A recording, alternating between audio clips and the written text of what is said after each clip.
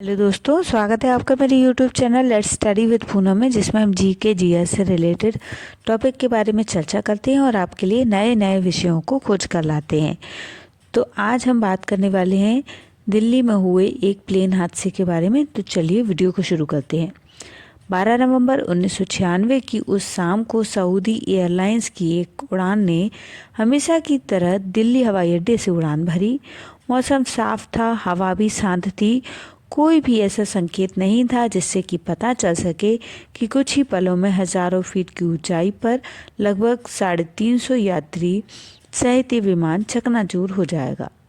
करीब 500 किलोमीटर प्रति घंटे की रफ्तार से उड़ते हुए बोइंग 747 कुछ ही मिनटों में 14,000 फीट की ऊंचाई पर पहुंच गया था। इसने Delhi airport air traffic control ATC से और भी ऊपर जाने की इजाज़त मांगी, लेकिन ATC ने उसी ऊंचाई पर रहने के निर्देश दिए। उन दिनों दिल्ली हवाई अड्डे का रनवे 1 वे था। उसी समय कजाकिस्तान का एक विमान IL-76 विपरीत दिशा में 15,000 फीट की ऊंचाई पर दिल्ली की तरफ आ रहा था। दिल्ली ATS ने उसे FL-150 यानी 15,000 फीट पर रहने के निर्देश दिए। ATC ने कजाकिस्तान के विमान को यह भी बताया कि बिल्कुल विपरीत दिशा से सऊदी एयरलाइंस की उड़ान केवल 10 मील दूर है और मुमकिन है कि अगले 5 मील में कजाकिस्तान के विमान को पार करेगी। ATC ने आगे निर्देश दिए कि रिपोर्ट इफ इन साइट यानी अगर विमान दिखाई दे तो ATC को सूचित किया जाए। कजाकिस्तान के विमान ने दोबारा दूरी तय की और ATC ने जवाब दिया कि ट्रैफिक अब 8 मील दूर है तो 14,000 फीट की ऊंचाई पर हैं। कजाकिस्तान विमान के चालक दल को यह कहते हुए सुना जा सकता है कि 15,000 फीट पर पहुंचो, क्योंकि 14,000 फीट पर वो आ रहे हैं। इस दुर्घटना की जांच दिल्ली हाईकोर्ट के जज RC लाहौटी की अध्यक्षता में हुई।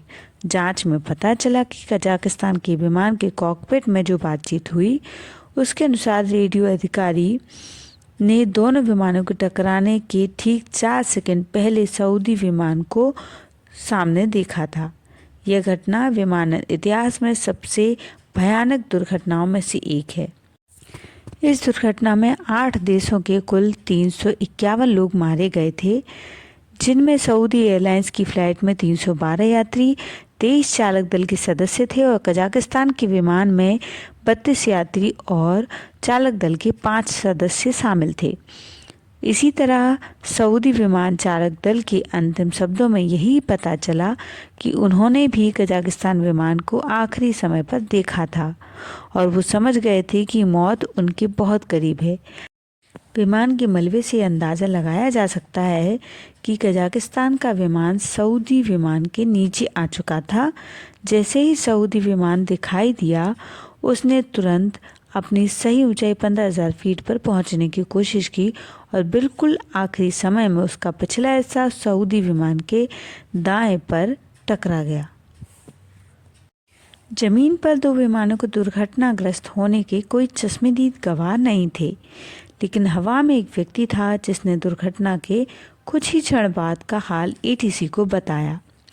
दिल्ली से 8 मिनट की दूरी पर अमेरिकी वायुसेना का एक विमान इस्लामाबाद से अमेरिकी दूतावास का सामान लेकर दिल्ली पहुंचने ही वाला था। टकराव के 2 मिनट बाद उसने दिल्ली ATC को सूचित किया कि उसने आग का एक बड़ा गोला देखा है। कुछ ही पल में जमीन पर 2 अलग दिशाओं में वह गिरते हुए देखा है। इसके पायलट ने ATC को बताया कि हमने अपनी दाहिनी ओर एक विशाल आग के गोले जैसे कुछ देखा है और यह बड़े विस्फोट की तरह लग रहा है। ATC ने तुरंत दोनों विमानों से कई बार संपर्क करने की कोशिश की, लेकिन कोई जवाब नहीं मिला। जाहिर है कि बहुत देर हो चुकी थी। इसके 1 मिनट बाद अमेरिकी विमान ने दोबारा इस खबर की पुष्टि की।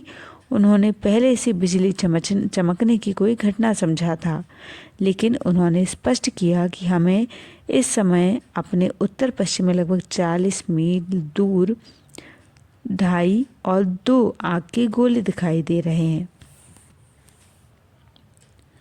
उन्होंने और भी स्पष्ट किया कि गुजरते हुए हमने बादल के एक बड़े आग के गोले को देखा है।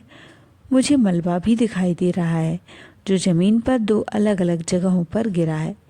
ये आग के गोले दिल्ली एयरपोर्ट से करीब 100 मील दूर हरियाणा के चरखी दादरी गांव में गिरे थे। गांव वालों ने भी मीडिया को बताया कि उन्होंने ऊपर से आग के गोले गिरते और नीचे से काला धुआं उड़ते हुए देखा था। आयोग ने दिल्ली वालों और गांव वालों के हवाले से कहा कि पहले तो एक खतरनाक आवाज़ आई जिसने पूरे गांव को हिलाकर रख दिया। घरों के दरवाजे खिड़कियां टूट गए, हर तरफ कांच के टुकड़े बिखरे थे। लोग इसे भूकंप समझ रहे थे और डर कर अपने घरों से बाहर निकल आए थे। जब ये पता चला कि ये विमान है तो लोग आग और धुएं की तरफ दौड़ पड़े, क्योंकि विमान गांव के बाहर एक खेत में गिरा था। उनका मानना था कि सऊदी पायलट ने गांव को बचाने की कोशिश की थी और विमान को खेत की तरफ ले गए थे। हालांकि जांच में इसका कोई सबूत नहीं मिला। जब तक यह खबर दिल्ली की मीडिया कार्यालयों में पहुंची, तब तक शाम के न्यूज़ बुलेटिन रिकॉर्ड किए जा चुके थे। दुर्घटना की अधूरी जानकारी के साथ पत्रकार घटनास्थल की ओर रवाना हुए, लेकिन जानकारी अधूरी होने की वजह से अफरा तफरी में कुछ हरियाणा के चरखी दादरी के बजाय उत्तर प्रदेश के दादरी गांव पहुंच गए।